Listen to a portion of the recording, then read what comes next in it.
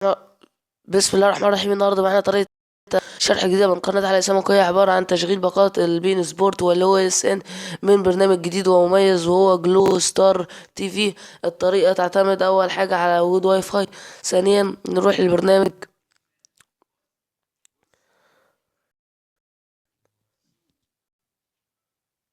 نلخص لينك البرنامج اللي هو أسفل الفيديو. أولا القناة تضم قنوات كتيرة مثل تشيلسي تي في وسكاي موفيز ومانشستر وكيدزنز. ثانيا بقى نروح على اللي احنا عايزينه واللي هو شرحنا النهارده يعني. البين سبورت. هنا في الاول كده باقات البين سبورت وباقات الاو اس ان وغيرها كتير. مثلا البين سبورت شانلز.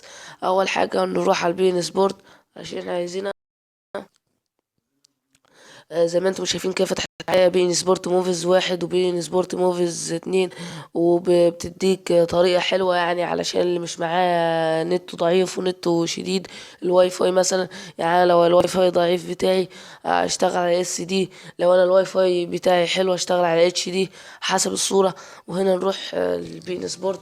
مثلا انا علشان مثلا الواي فاي بتاعي ضعيف مثلا هشتغل اس دي، يبقى نضغط على البين سبورت. هتفتح معانا كده نضغط عليه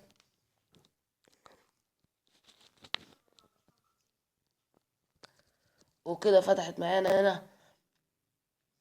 انت مثلا مش عايزها سي تحولها سي عادي يعني، ما فيهاش براحتك انت حسب جودة النت بتاعتك مثلا.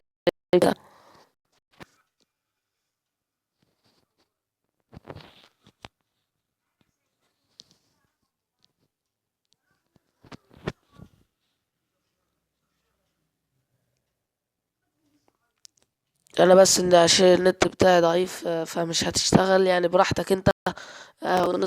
ودي كانت شرح حلقتنا ده. لو عجبك الفيديو دوس لايك واعمل كومنت.